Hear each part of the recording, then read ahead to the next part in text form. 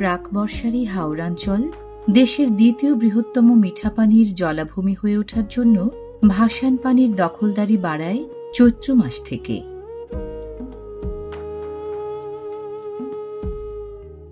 চৈত্রের খরতাপের সাথে পাল্লা দিয়ে ভাসান পানির সঞ্চয় বাড়িয়ে চলা বিস্তীর্ণ এই নিম্নাঞ্চলের নাম টাঙ্গুয়ার হাওর।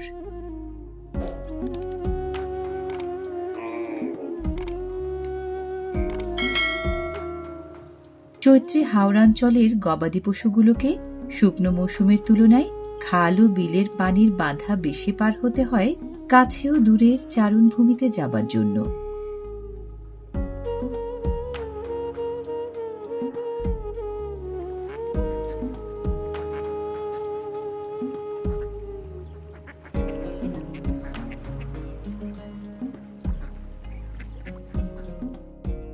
সুনামগঞ্জ জেলা সদরের উত্তর পশ্চিমে 100 বর্গ কিলোমিটারের এই হাওড়াঞ্চলটি মধ্যনগর ও তাহিরপুর উপজেলায়।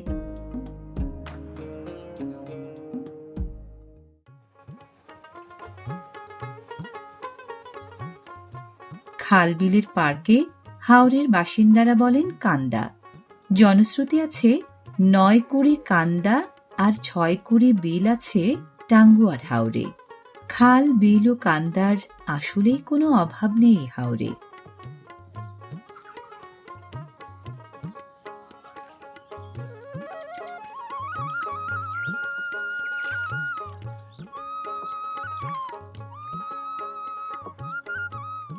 চৈত্রে পানির পরিমাণ কম থাকলেও ভরা মৌসুমে প্রায় 100 বর্গ কিলোমিটার আয়তনের এই হাওড়াঞ্চলে আবাদি, অনাবাদি ও বসতি জমি বাদ দিয়ে পানির দখলদারি থাকে কম বেশি 28 বর্গ কিলোমিটার জুড়ে।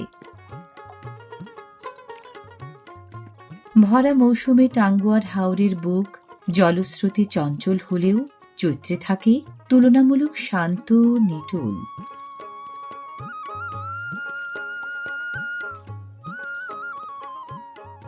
টাঙ্গুয়ার হাওর প্রতি বর্ষায় অকাল বন্যা ঠেকায় বিপুল পরিমাণ প্লাবনের পানি ধারণ করে।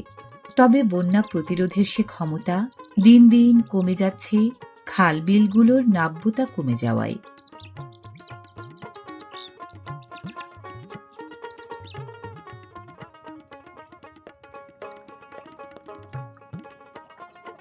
উজানে থাকা ভারতের মেঘালয় রাজ্যের পাহাড় থেকে নেমে আসা গোটা 30 ঝর্ণা আর বৌলাই, জাদুকাটা, পাটলাই ও রক্তি সহ অনেকগুলো নদীর যোগান দেয়া পানি এই টাঙ্গুয়ার হাওর ধারণ করে 109টি বিল আর অনেকগুলো খালের মাধ্যমে।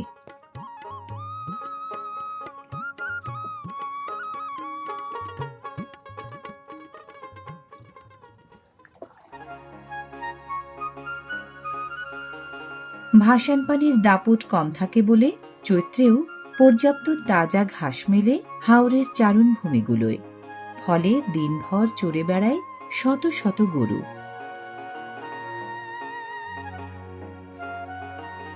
ভরা মৌসুমে পুরোপুরি জলমগ্ন হওয়ার আগ পর্যন্ত হাওরের চারণভূমি গবাদি পশুগুলোকে যোগান দেয় দরকারি ঘাস।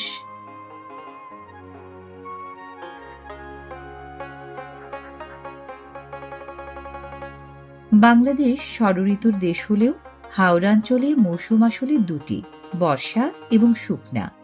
2 মৌসুমে 2 রূপ।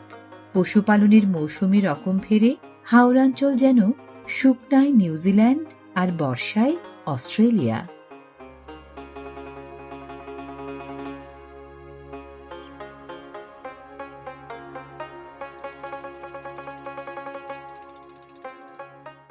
প্রাণ কুকিল রে, ডাক দিয়া বাড়াইলে মনের জ্বালা প্রাণ কুকিল রে, ও প্রাণ কুকিল রে। টাঙ্গুয়ার হাওরের পরিবেশটাই এমন, মন গহীনের কথামালা উচ্চারিত হয় গানের সুর তাল ছন্দে। নিষেধ করি কুকিল থরে, ডাকিস না আরে মন কয়রে রে।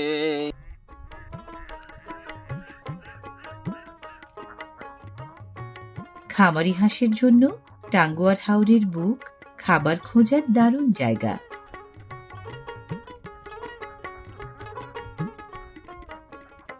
এ হাওরের কোনো কোনো বিলে পানির নিচে নজর কাড়ে জলজ লতা গুল্ম আর শ্যাওলার সাম্রাজ্য।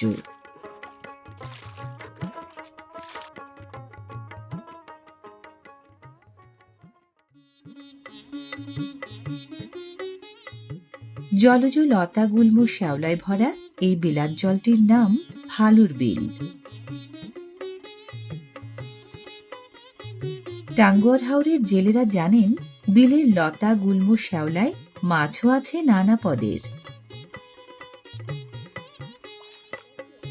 ইজারা প্রথা বিলোপ করে মাছের অভয়াশ্রম ঘোষণা করায় টাঙ্গুয়ার হাওরে মাছের মৌসুমে মাছ ধরা মানা। জেলেদের একাংশ তাই কখনো মাছ ধরেন প্রান্তিক এলাকায়, কখনো বা লুকিয়ে চুরিয়ে।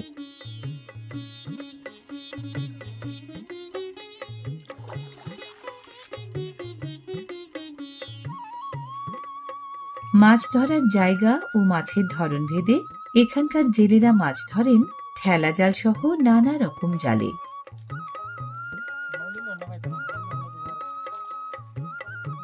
লতা গুল্মে ভরা হাওরের ভ্যাপসা গরম আর রোদের তাপ এড়াতে কেউ কেউ দিনে মাছ ধরেন অল্প, রাতে ধরেন বেশি।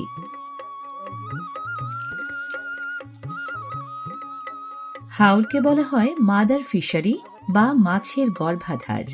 চিংড়ি সহ অর্ধ শতাধিক প্রজাতির মাছ আছে টাঙ্গুয়ার হাওরে।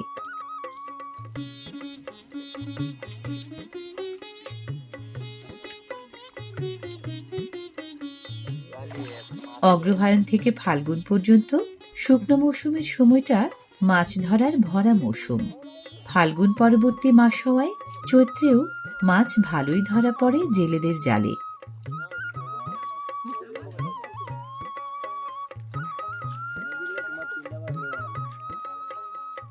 ছোট বড় মিলিয়ে টাঙ্গুয়ার হাওর আগে যোগান দিত প্রায় ১৫০ প্রজাতির মাছ। বিল ভরাট ও পরিবেশ দূষণের কারণে কমে গেছে মাছের প্রজাতি।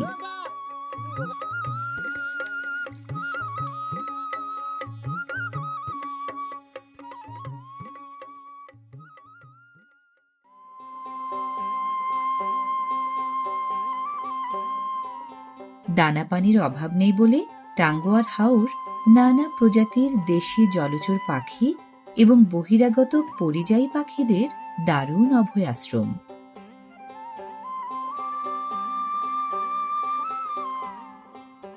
সুন্দরবনের পর এই টাঙ্গুয়ার হাওর বাংলাদেশের দ্বিতীয় রামসার সাইট।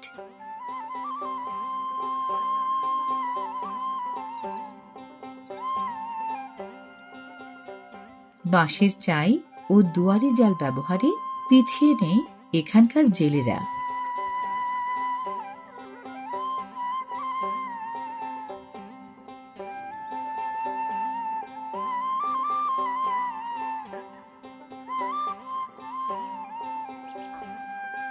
জলচর হাঁসের বেড়ে ওঠার জন্য উপযুক্ত পরিবেশ এবং পর্যাপ্ত খাবারের যোগান থাকায় স্থানীয় খামারিরা উল্লেখযোগ্য সংখ্যক হাঁসের খামার গড়েছেন খাল ও বিলের পাড়ে পাড়ে।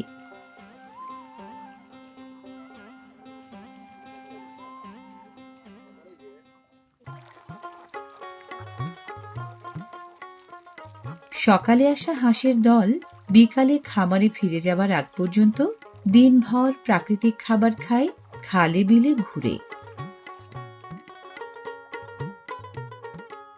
হাওরের গভীরতম অংশকে বিল বলে। বিলে কম বেশি পানি থাকে সব সময়। খামারি হাঁসের দেখভাল করতে আসা খামার কর্মীর হাঁসের মতোই জলে ভাসা জীবন।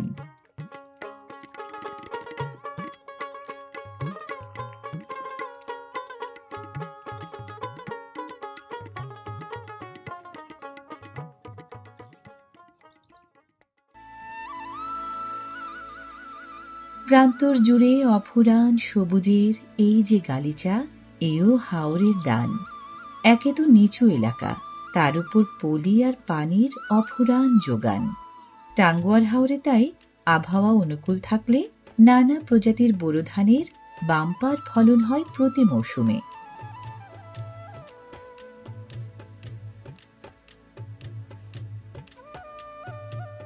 বৈশাখের বদলে হাওরের চাষিদের বছর আসলে শুরু কার্তিক মাস থেকে। কার্তিক থেকে চৈত্র পর্যন্ত 6 মাসের গৃহস্থীকালে রকমারি ফসলেরা ফলান হাওরাঞ্চলে। মাছ, পানি ও ধান, এই তিনে সুনামগঞ্জের সম্মান। সে সম্মান পুরোটাই রাখে টাঙ্গুয়ার হাওরের শস্য শ্যামল প্রান্তর।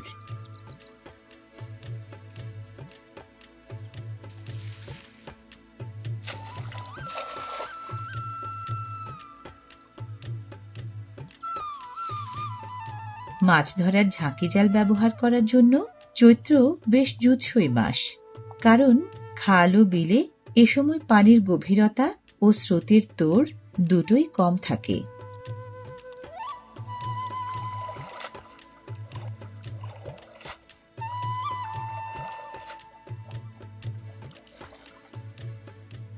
হাওর শাসিত এলাকা হওয়ায় স্থানীয় বাসিন্দাদের একটি উল্লেখযোগ্য অংশ দ্বৈত পেশার মানুষ। চাষি হিসেবে চাষ করেন, পাশাপাশি জেলে হিসেবে মাছও ধরেন।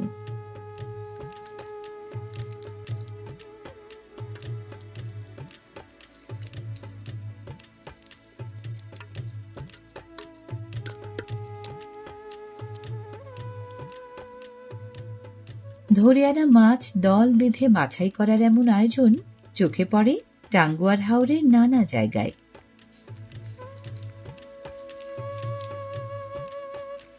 পাঁচমিশালি ছোট মাছ চৈত্রে ধরা পড়ে বেশি। প্রজাতি অনুসারে আলাদা করাই মাছ বাছাইয়ের মূল লক্ষ্য। প্রাকৃতিক উৎসের মাছ হওয়ায় ক্রেতাদের কাছে এখানকার তাজা মাছের কদর বেশি।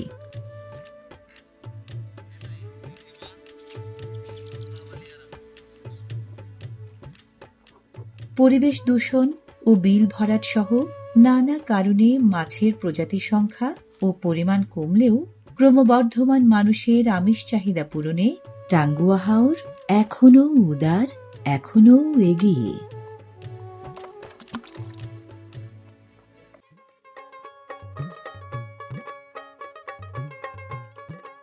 সুনামগঞ্জ জেলার তাহিরপুর ও মধ্যনগর উপজেলায় টাঙ্গুয়ার হাওরের অবস্থান 4টি ইউনিয়নের মোট 18টি মৌজা জুড়ে।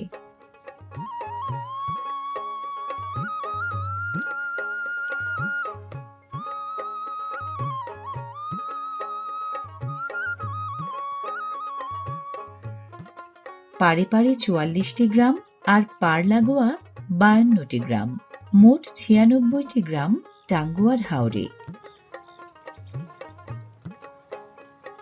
টাঙ্গুয়ার হাওরের আরেক আকর্ষণ হিজল ও করজ গাছের বাগ বা জলাবন।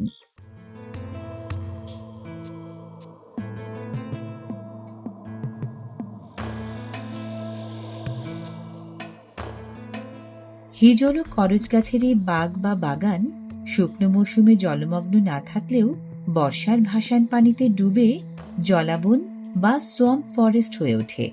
তখন জলমগ্ন এসব গাছ মাছ, পাখি ও বন্যপ্রাণীদের আশ্রয় দেয়, টাঙ্গুয়ার হাওরের ঢেউ ঠেকিয়ে জনপদও বাঁচায়।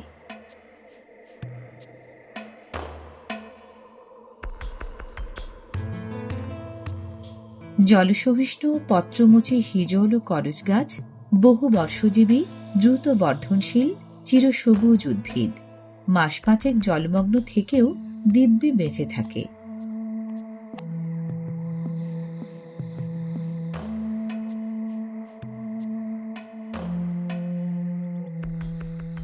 শুকনো ভরা 2 মৌসুমেই দেশের নানা প্রান্ত থেকে প্রকৃতিপ্রেমী পর্যটক আসেন টাঙ্গুয়ার হাওরের নিসর্গ শোভা উপভোগ করতে।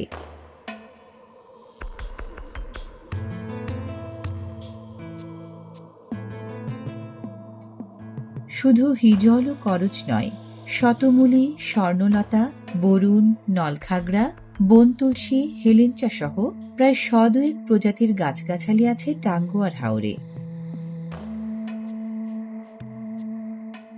হিজল করচের বাগান সংলগ্ন এই ওয়াচ টাওয়ার বেড়াতে আসা পর্যটকদের সুযোগ দেয় বিশাল হাওরাঞ্চল এক নজরে দেখার।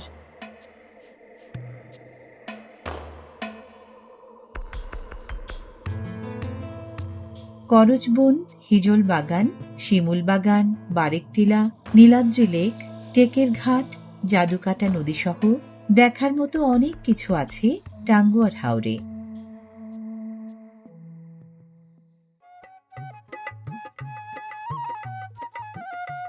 ওয়াচ টাওয়ার থেকে 8 কিলোমিটার দূরে গোলাবাড়ি নামের এই গ্রামটি তাহিরপুরের শ্রীপুর উত্তর ইউনিয়ন সদর থেকে কম বেশি 4.5 কিলোমিটার দক্ষিণে। টাঙ্গুয়ার হাওরে আসা পর্যটকদের কাছে গোলাবাড়ি খুব চেনা গ্রাম, আর বিশেষ ধরনের হাউসবোট ও সাধারণ নৌকাগুলো পর্যটনের চেনা বাহন।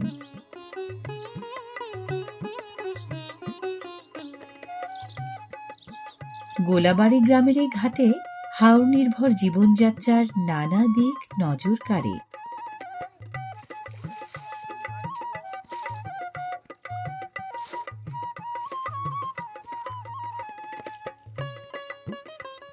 ঘাটে ভিড়ে থাকা নৌকাগুলোর কোনোটা আসলে দোকান নৌকা। স্থানীয় বাসিন্দারা হাট বাজারের দোকানপাটে না যেয়ে দরকারি কেনাকাটা সাধারণত সারেন ঘাটে আসা দোকান নৌকায়।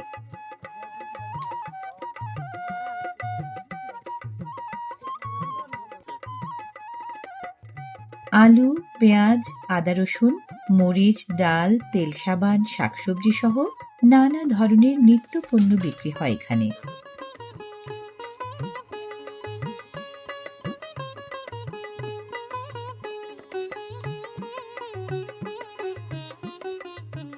আশেপাশে হাট বাজার নেই বলে নানা ধরনের নিত্যপণ্য নিয়ে একদিন পরপর দোকান নৌকা আসে গোলাবাড়ির ঘাটে।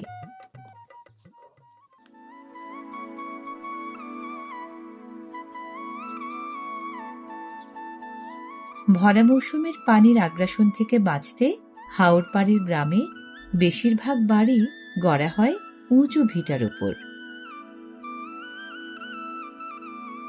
নাওডোবা খালপাড়ের গোলাবাড়ি গ্রামটি একাধিক পাড়ায় বিভক্ত। এটি শ্রীপুর উত্তর ইউনিয়নের 50টি গ্রামের একটি। পানির আগ্রাসন থেকে বাঁচতে এই গ্রামের বেশিরভাগ বসতভিটা ইড় বা ঘাইল নামের মজবুত প্রতিরক্ষা বেষ্টনী দিয়ে ঘেরা উঁচু ভিটার উপর অনেকটা দুর্গের মতো করে বানানো।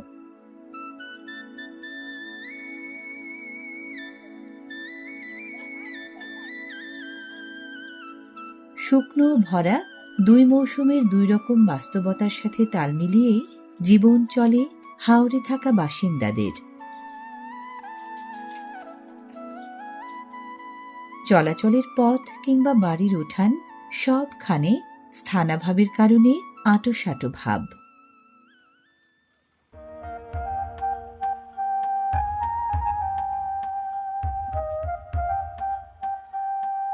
আশপাশে খাল, বিল, নদী থাকায় এখানকার বাসিন্দারা নিজেদের চাহিদা মেটানোর মাছ সাধারণত পান তুলনামূলক সহজে। রান্না করতে যা যা লাগে সেসবের জন্য হাওরের কাছে কম বেশি ঋণ।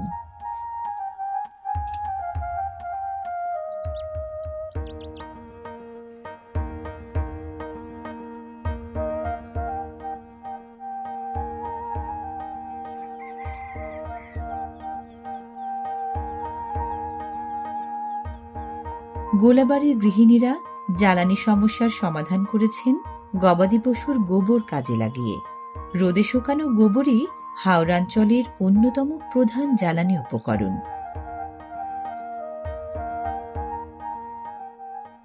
ক্ষেতের পাটকাঠি আর গোয়ালের গোবর দুটোই পর্যাপ্ত থাকায় জ্বালানি হিসেবে গোবর কাঠি ব্যবহারের চলও কম নয়।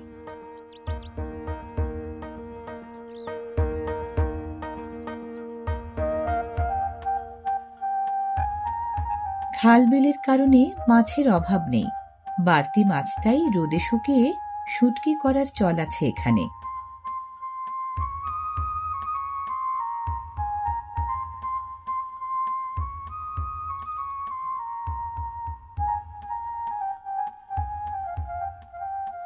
হাওর নির্ভর জীবনযাত্রার নানা অনুষঙ্গ নজর কাড়ে হাওর শাসিত গ্রামের আনাচে কানাচে।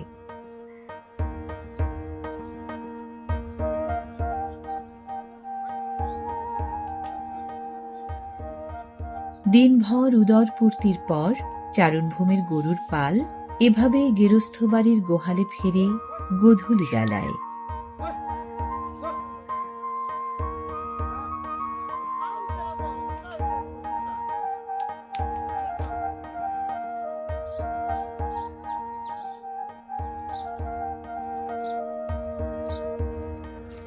হাওড়াঞ্চলের মানুষের জীবিকার মূল উৎস তিনটি: মৎস্য আহরণ, শস্য উৎপাদন আর গবাদি পশু পালন।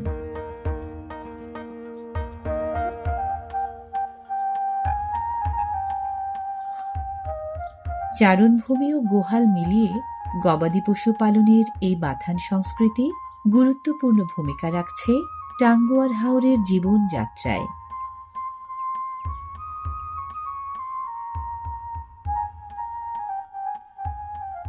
হাওর শাসিত জীবন ও জীবিকার বহুমাত্রিক সংকট ও সম্ভাবনা বুকে নিয়ে ঋতু বদলের পরিক্রমায় চৈত্রের এই টাঙ্গুয়ার হাওরও দারুণ বৈচিত্র্যময়।